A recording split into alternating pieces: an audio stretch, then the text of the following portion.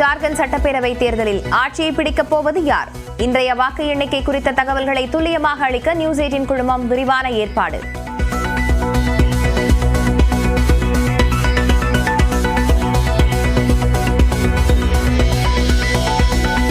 வயநாடு மக்களவை தொகுதி இடைத்தேர்தலில் வாகை சூடுவாரா பிரியங்கா காந்தி?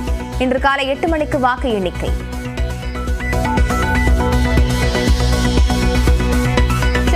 பட்டாபிராமில் 330 கோடி ரூபாயில் கட்டப்பட்டிருக்கும் டைடல் பார்க்கை திறந்து வைத்தார் முதலமைச்சர் மு.க. ஸ்டாலின். 6000 பேருக்கு வேலை கிடைக்கும் என தகவல்.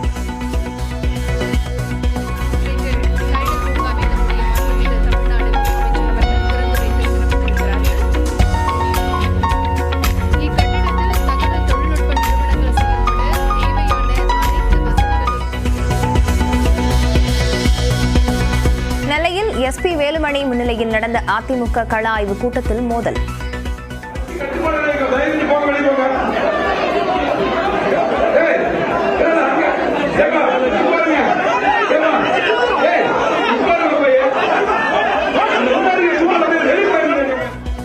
கும்பகோணத்தில் திண்டுக்கல் ஸ்ரீனிவாசன் முன்பு அதிமுகவினர் வாக்குவாதத்தில் ஈடுபட்டதால் சலசலப்பு.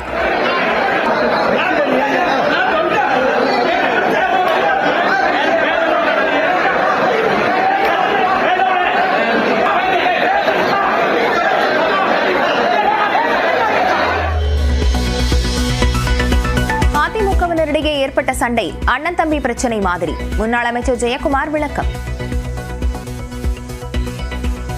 மிகப்பெரிய கட்சி, ஒரு அண்ணன் தம்பிக்குள்ள சின்ன சின்ன கருத்து மாறுபாடு இருக்கும். அது அந்த கூட்டத்தோட சரி, வெளியில் வந்த பிறகு எல்லா பிரச்சனை முடிஞ்சிடும். அதனால ஆரோக்கியமா விவாதிச்சிருக்காங்க. இதுல ஒன்றும் பிரச்சனை இல்லை. இன்னைக்கு 1 முதல் 12ஆம் வகுப்புகளுக்கு டிசம்பர் 24ஆம் தேதி முதல் ஜனவரி 1ஆம் தேதி வரை அரையாண்டு விடுமுறை. அரசு தேர்வுகள் இயக்ககம் அறிவிப்பு.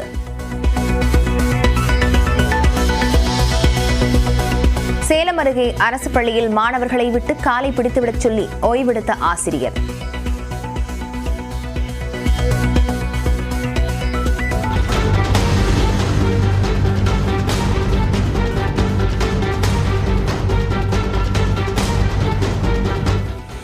வீடியோ வெளியான நிலையில் கணக்கு ஆசிரியர் ஜெயபிரகாஷை சஸ்பெண்ட் செய்தார் மாவட்ட முதன்மை கல்வி அதிகாரி.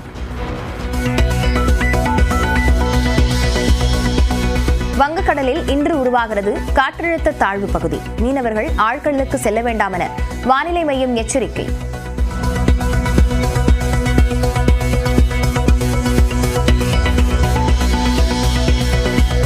கனமழை காரணமாக 19 மாவட்டங்களில் 7093 ஹெக்டேர் விளைநிலங்கள் நீரால் சூழப்பட்டுள்ளன. பாதிக்கப்பட்ட விவசாயிகளுக்கு நிவாரணம் வழங்கப்படும் என வேளாண் துறை அமைச்சர் எம்.ஆர்.கே. பன்னீர்செல்வம் உறுதி.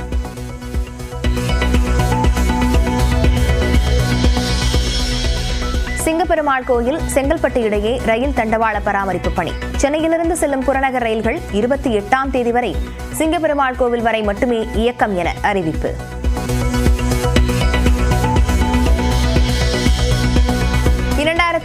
தேர்தலில் ஒரு தொகுதியையும் இழக்கக்கூடாது என்ற இலக்குடன் பணியாற்ற திமுக எம்பிக்களுக்கு முதலமைச்சர் மு.க. ஸ்டாலின் அறிவுறுத்தல்.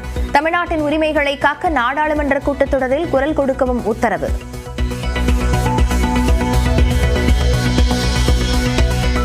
விக்கிரவாண்டி மாநாட்டுக்கு இடம் கொடுத்த விவசாயிகளை இன்று கௌரவிக்கிறார் தாவேக தலைவர் விஜய். சென்னை பனையூரில் உள்ள கட்சி தலைமை அலுவலகத்தில் ஏற்பாடு.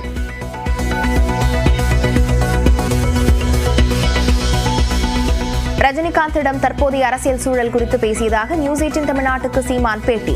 விஜயின் அரசியல் வருகை குறித்து ரஜினியிடம் பேசவில்லை எனவும் விளக்கம்.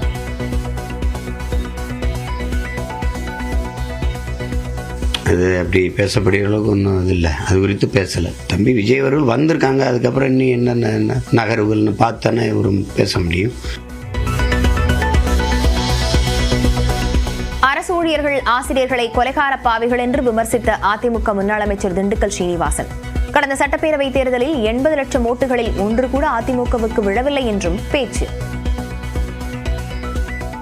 ஒரு தொகுதியில் 5000 ஓட்டு, 10 ஓட்டு எத்தனை வந்திருக்கு, ஒன்றும் கூட உங்களுக்கு வரல.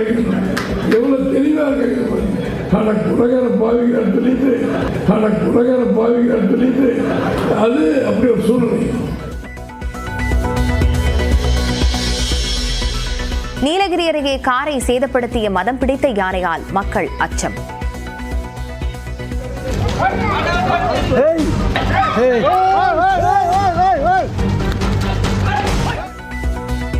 மேலும் 2 இடங்களில் மக்களை அச்சுறுத்திய யானைகள்.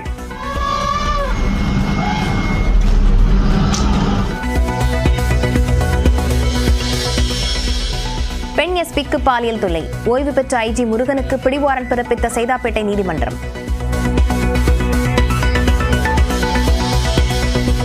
மணிப்பூரில் மீண்டும் அரங்கேறி வரும் வன்முறை சம்பவங்கள். கலவரத்தை கட்டுப்படுத்த மேலும் 10,000 ராணுவ வீரர்களை அனுப்ப மத்திய அரசு முடிவு.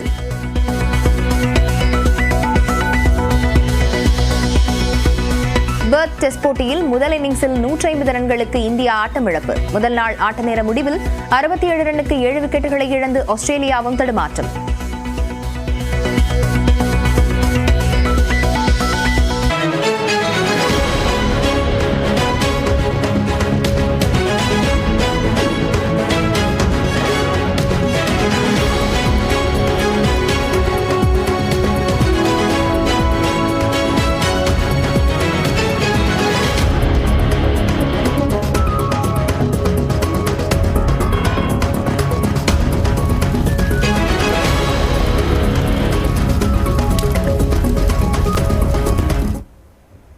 மகாராஷ்டிரா மற்றும் ஜார்க்கண்ட் சட்டப்பேரவை தேர்தல் முடிவுகள் இன்று வெளியாகவிருக்கும் நிலையில் வாக்கு எண்ணிக்கைக்கான ஏற்பாடு பணிகள் தீவிரமாக நடைபெற்று வருகின்றன.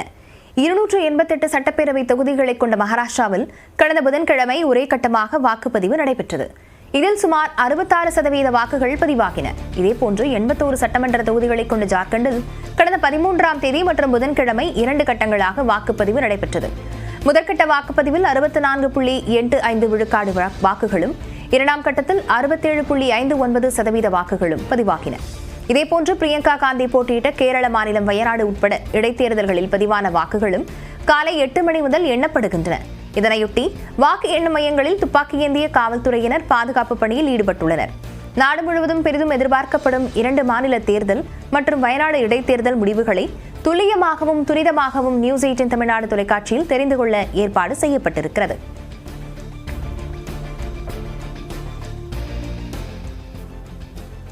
மகாராஷ்டிராவில் சட்டமன்ற தேர்தலை தொடர்ந்து அடுத்த முதலமைச்சர் யார் என்ற எதிர்பார்ப்பு அதிகரித்துள்ளது.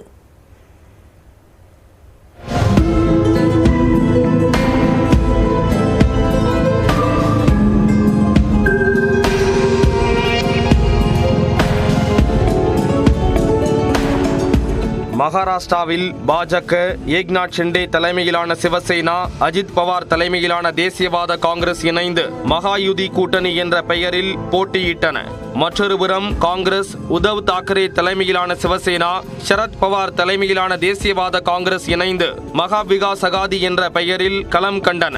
இந்த நிலையில் சட்டமன்ற தேர்தலில் பாஜக தலைமையிலான மகாயுதி கூட்டணி ஆட்சியை தக்க வைத்தால் தற்போதைய முதலமைச்சர் ஏக்நாத் ஷிண்டே தான் மீண்டும் முதலமைச்சராக வேண்டும் என்று 31% வாக்காளர்கள் விரும்புவதாக தேர்தலுக்கு பிந்தைய கருத்து கணிப்புகள் கூறுகின்றன. மற்றொருபுறம் காங்கிரஸ் கூட்டணியான மகா விகாஸ் அகாதி வெற்றி பெற்றால் சிவசேனா தலைவர் உத்தவ் தாக்கரே தான் முதலமைச்சராக வேண்டும் என்று பெரும்பாலான வாக்காளர்கள் விரும்புவதாக கருத்து கணிப்புகளில் சொல்லப்பட்டுள்ளது.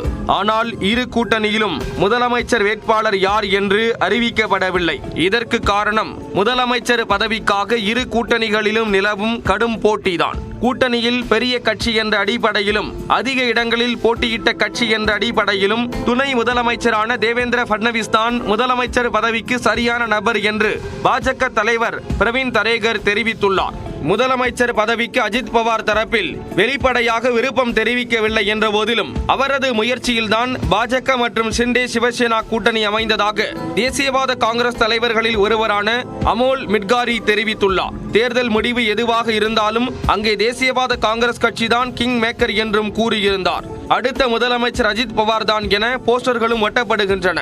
இதனால் முதலமைச்சர் பதவிக்கான போட்டியில் அஜித் பவாரும் குதித்துள்ளார். ஆனால் இது குறித்த கேள்விக்கு பதிலளித்த தேவேந்திர பட்னவிஸ் மகாயுதி கூட்டணிகள் அனைத்தும் அமர்ந்து பேசி அடுத்த முதலமைச்சரை தேர்ந்தெடுப்போம் என்று பதிலளித்து நழுவிச் சென்றார். மகாவிலாஸ் அகாதியில் காங்கிரஸ் கட்சியும் உத்தவ் தாக்கரே தலைமையிலான சிவசேனாவும் முதலமைச்சர் பதவிக்கான போட்டியில் உள்ளன. தேர்தலுக்கு பிறகு செய்தியாளர்களை சந்தித்த காங்கிரஸ் மாநில தலைவர் நானா படோல் காங்கிரஸ் கட்சியின் தலைமையில் ஆட்சி அமையும் என நம்பிக்கை தெரிவித்தார். காங்கிரஸ் அதிக இடங்களில் வெற்றி பெறும் என்பதால் தங்கள் கட்சியைச் சேர்ந்தவரே அடுத்த முதலமைச்சர் என்றும் அவர் கூறியது கூட்டணியில் சலசலப்பை ஏற்படுத்தியது. இதற்கு எதிர்வினையாற்றிய உத்தவ் தாக்கரே தரப்பைச் சேர்ந்த சஞ்சய் ராவுத் தேர்தல் வெற்றிக்கு பிறகு கூட்டணி கட்சிகள் அமர்ந்து பேசிதான் முதலமைச்சர் யார் என்பது அறிவிக்கப்படும் என கூறினார். அதே சமயம் இந்த விஷயத்தில் சரத்பவார் தலைமையிலான தேசியவாத காங்கிரஸ் மௌனம் காத்து வருகிறது.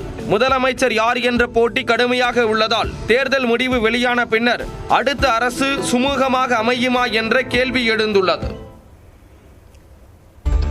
நடிகர் ரஜினிகாந்துடன் தனது எதிர்கால அரசியல் பேசியதாகவும் ஆனால் விஜயின் அரசியல் குறித்து பேசவில்லை என்றும் நாம் தமிழர் கட்சியின் ஒருங்கிணைப்பாளர் சீமான் தெரிவித்துள்ளார். வியாழக்கிழமை இரவு திடீரென்று நாம் தமிழர் கட்சியின் ஒருங்கிணைப்பாளர் சீமான் நடிகர் ரஜினிகாந்தை அவரது போயஸ் தோட்ட இல்லத்தில் சந்தித்து பேசினார். இந்த சந்திப்பு சுமார் 20 நிமிடங்கள் நடைபெற்றதாக கூறப்படுகிறது. இதில் தற்போதைய அரசியல் சூழல் பற்றி இருவரும் விவாதித்ததாகவும் கூறப்படுகிறது. இந்நிலையில் நியூஸ் 18 தமிழ்நாடு தொலைக்காட்சிக்கு பேட்டியளித்த சீமான் ரஜினியுடன் தனது எதிர்கால அரசியல் குறித்து பேசியதாக குறிப்பிட்டார். இன்னைக்கு இருக்கிற நிலைமை என்ன, எதிர்காலத்தில் இந்த அரசியல் போக்கு எப்படி போகும், அது குறித்து தான் பேசிக்கிட்டோம். எந்த மாதிரி போகும், ஒரு கணிப்பு, அவங்களுக்கு ஒரு பார்வை, எனக்கு ஒரு பார்வை, அது எந்த மாதிரி போகும் அப்படின்னு பேசிக்கிட்டோம். நடிகர் ரஜினியிடம் விஜய் பற்றி பேச வேண்டிய அவசியம் எழவில்லை என்றும் சீமான் கூறினார். இல்லை, அது குறித்து ஒன்றும் பெரிய இது இல்லை, அது அப்படி பேசப்படுகிற அளவுக்கு ஒன்றும் இது இல்லை, அது குறித்து பேசலை. ஏன்னா இப்போ தம்பி விஜய் அவர்கள் வந்திருக்காங்க, அதுக்கப்புறம் இன்னும் என்னென்ன நகர்வுகள்னு பார்த்தானே இவரும் பேச முடியும். சும்மா நம்ம எல்லாமே அனுமானத்தில் யூகத்திலேயே பேசக்கூடாது. இப்படி நடக்கும் அப்படி நடக்கும்னு ஒரு சோசியக்காரன் மேலே சொல்லிட்டு இருக்க முடியாதுல்ல. முன்னதாக செங்கல்பட்டு மாவட்டம் மதுராந்தகத்தில் செய்தியாளர்களிடம் பேசிய சீமான் சங்கி என்றால் நண்பன் என்று குறிப்பிட்டார். சங்கின்னா நண்பன் இருக்குது. நீண்ட நாட்களுக்கு பிறகு ரஜினியை சந்திக்கும் வாய்ப்பு கிடைத்ததாக சீமான் குறிப்பிட்டார். நாம் தமிழர் கட்சி நிர்வாகிகளை மற்ற கட்சிகளுக்கு ஸ்லீப்பர் செல்களாக தாங்கள் அனுப்பி வைப்பதாக சீமான் தெரிவித்துள்ளார். நாம் தமிழர் கட்சியிலிருந்து நாள்தோறும் மாவட்ட பொறுப்பாளர்கள் உட்பட பலர் வெளியேறி வருகின்றனர். இந்த விவகாரம் தொடர்பாக சீமானிடம் கேள்வி எழுப்பப்பட்ட போது தான் அவர்களை ஸ்லீப்பர் செல்களாக மற்ற கட்சிகளுக்கு அனுப்பி வைப்பதாக தெரிவித்தார். நாங்கள் தான் அனுப்பி வைக்கிறோம். நாங்கள் தான் எல்லாரையும் மரியாதையாக போய் அனுப்பிச்சு எல்லாரையும் போய் அனுப்பி வைக்கிறோம். அவங்க வெவ்வேறு இயக்கங்களில் போய் சேர்ந்து எங்களுக்காக உழவு பார்க்கறதுக்கு அனுப்பி வைக்கிறோம். எங்களுடைய ஸ்லீப்பர்ஸ் எல்லாம் அனுப்பி வைக்கிறோம். நாம் தமிழர் கட்சியிலிருந்து பலர் விலகி வரும் நிலையில் அக்கட்சியின் ஒருங்கிணைப்பாளர் இந்த விளக்கத்தை அளித்துள்ளார். அவர் அரசியல்ல இல்லை, ஆன்மீகத்தில் போயிட்டாரு. இவர் அரசியல்ல ஜனநாயகத்தின் மேல நம்பிக்கை இல்லை, சர்வாதிகாரமா இருப்பேன்னு சொல்றாரு. நாம் தமிழர் தலைமை ஒருங்கிணைப்பாளர் சீமான் மற்றும் நடிகர் ரஜினிகாந்த் ஆகியோரின் சந்திப்பு குறித்து தமிழ்நாடு காங்கிரஸ் தலைவர் செல்வ பெருந்தகை கூறியவைதான் இது. அமெரிக்காவில் நடந்த கேரம் போட்டியில் 3 பிரிவுகளில் தங்கம் வென்ற சென்னையைச் சேர்ந்த காசிமாவுக்கு வரவேற்பு அளிக்கப்பட்டது.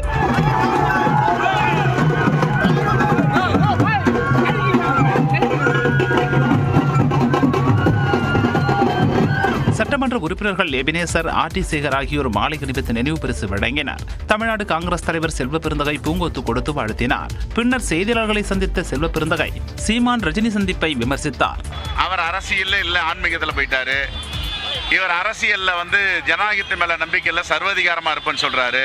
2 பேர் சந்திப்பு எப்படி இருக்குன்னு நீங்களே முடிவு பண்ணுங்க. முன்னதாக வடசென்னை மாவட்ட காங்கிரஸ் தலைவர் திரவியம் சார்பில் காசிமாவிற்கு 1 லட்சம் ரூபாய் ஊக்கத்தொகை அளிக்கப்பட்டது.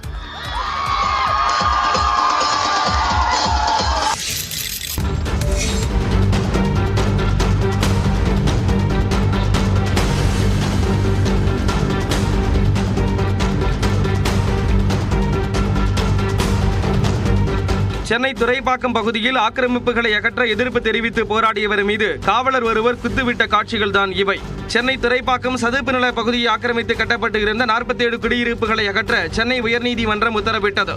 இதனைத் தொடர்ந்து ஆக்கிரமிப்பாளர்கள் தங்கள் உடைமைகளுடன் இடத்தை காலி செய்ய 15 நாட்கள் அவகாசம் வழங்கப்பட்டது. இந்நிலையில் வனத்துறை, காவல்துறை உதவியுடன் ஆக்கிரமிப்புகளை அகற்ற வந்த அதிகாரிகளை முற்றுகையிட்ட பொதுமக்கள் சாலை மறியலில் ஈடுபட்டனர்.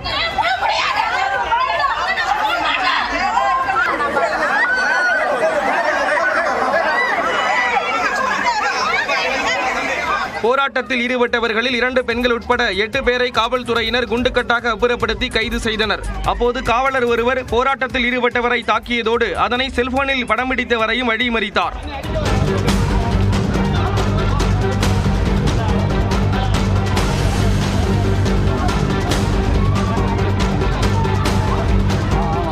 இதனைத் தொடர்ந்து ஆக்கிரமிப்புகள் அகற்றப்பட்டன.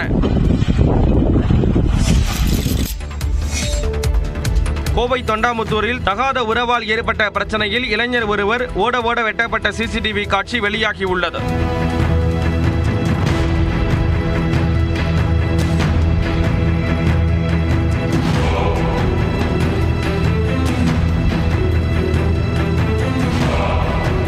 குறும்பாளையத்தைச் சேர்ந்த தேவிகா என்பவருக்கும் அதே பகுதியைச் சேர்ந்த மதன்ராஜ் என்பவருக்கும் தகாத உறவு இருந்ததாக கூறப்படுகிறது.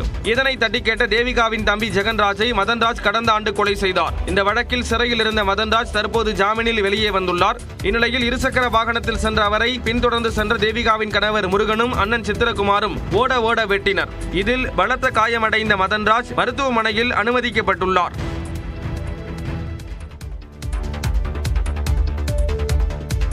சங்கி என்றால் நண்பன் என சீமான் புதிய விளக்கம் அளித்துள்ளார். மருந்து வாங்குவது போல் வந்து பெண்ணிடம் செயின் பறிக்க முயன்றவரை போலீசார் தேடுகின்றனர்.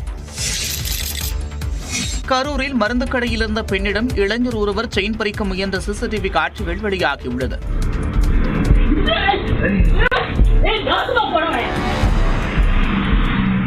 கரூர் திருச்சி சாலையில் காந்தி கிராமத்தில் உள்ள மருந்து கடைக்கு இரவு 11 மணிக்கு நபர் ஒருவர் மருந்து வாங்குவது போல் வந்தார். அவர் கேட்ட மருந்தை எடுத்து வரும் வரை காத்திருந்த அந்த நபர் பெண்ணின் கழுத்தில் இருந்த தங்கச்சை பறிக்க முயன்றார். சுதாரித்துக் கொண்ட அந்த பெண் பின்பக்கமாக நகர்ந்தபோது தவறி கீழே விழுந்ததால் செயின் தப்பியது. இதனையடுத்து அந்த நபர் அங்கிருந்து தப்பி ஓடினார்.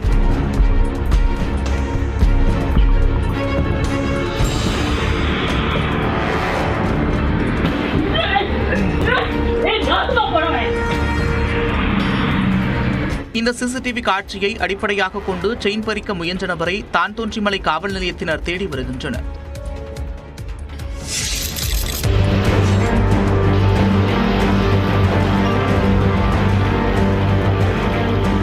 திருப்பத்தூர் அருகே நிலம் உழுவதில் ஏற்பட்ட தகராறில் இருதரப்பு பெண்களும் தலைமுடியை பிடித்து இழுத்து தாக்கிக் கொண்ட சம்பவம் பரபரப்பை ஏற்படுத்தியுள்ளது.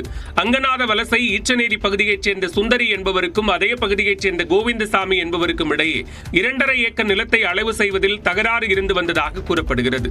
இந்நிலையில் சுந்தரி அந்த இடத்திற்கான பட்டா தன்னிடம் உள்ளதாக கூறி உழுது பயிரிட டிராக்டரை வரவழைத்துள்ளார். அதற்கு கோவிந்தசாமி எதிர்ப்பு தெரிவித்து டிராக்டரை நிறுத்தி சண்டையிட்டு வாக்குவாதத்தில் ஈடுபட்டார். இதனிடையே இரு தரப்பைச் சேர்ந்த பெண்கள் திடீரென தலைமுடியை பிடித்து ஒருவரை ஒருவர் தாக்கிக் கொண்டு சண்டையிடத் தொடங்கினர்.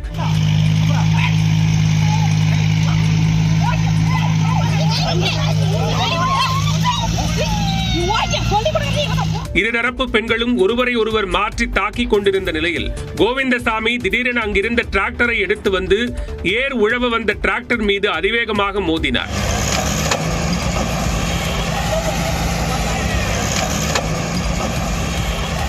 இதனைத் தொடர்ந்து தேவேந்திரன், கோவிந்தசாமி, ஜானகி, சாந்தி ஆகியோர் மீது நடவடிக்கை எடுக்க கோரி சுந்தரி காவல் நிலையத்தில் புகார் அளித்துள்ளார். திருநெல்வேலியில் அதிமுக முன்னாள் அமைச்சர்கள் முன்னிலையில் அக்கட்சி நிர்வாகிகள் அடித்துக் கொண்டது பரபரப்பை ஏற்படுத்தியது. திருநெல்வேலியில் முன்னாள் அமைச்சர்கள் SP வேலுமணி, வரகூர் அருணாச்சலம் தலைமையில் அதிமுக கள ஆய்வுக் கூட்டம் நடைபெற்றது. இதில் முன்னாள் மாவட்ட செயலாளர் பாப்புலர் முத்தையா பேசியதற்கு தற்போதைய மாவட்ட செயலாளர் கணேஷ் ராஜாவின் ஆதரவாளர்கள் கடும் எதிர்ப்பு தெரிவித்தனர். இதனால் 2 தரப்பினருக்கும் இடையே வாக்குவாதம் ஏற்பட்டு கைகலப்பாக மாறியது.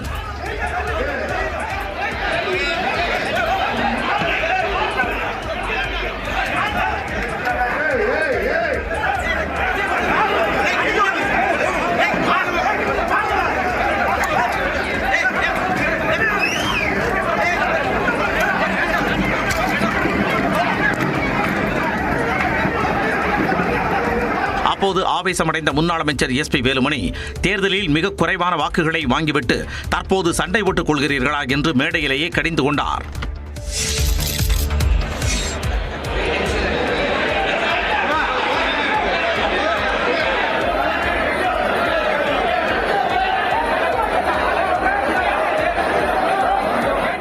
தஞ்சை மாவட்டம் கும்பகோணத்தில் நடந்த அதிமுக கல ஆய்வு கூட்டத்தின் போதுதான் அக்கட்சி தொண்டர் ஒருவர் வாக்குவாதத்தில் ஈடுபட்டார். தஞ்சை மாவட்டம் கும்பகோணத்தில் அதிமுக கல ஆய்வு கூட்டத்தில் அக்கட்சியின் பொருளாளர் திண்டுக்கல் சீனிவாசன் உள்ளிட்டோர் கலந்து கொண்டனர். அப்போது நிர்வாகிகளின் குறைகளை கேட்காமல் தலைவர்களே பேசுவதாக குற்றஞ்சாட்டி முன்னாள் கவுன்சிலர் அம்பிகாபதி வாக்குவாதம் செய்தார்.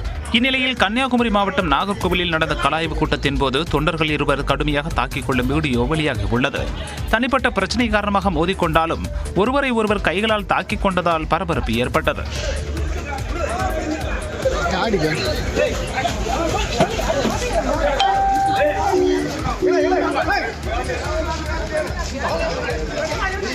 நெல்லை, கும்பகோணம் உள்ளிட்ட இடங்களில் அதிமுக தொண்டர்களிடையே மோதல் ஏற்பட்ட நிலையில் நாகர்கோவிலிலும் தாக்கிக் கொண்ட வீடியோ வெளியானது பேசுபொருளானது.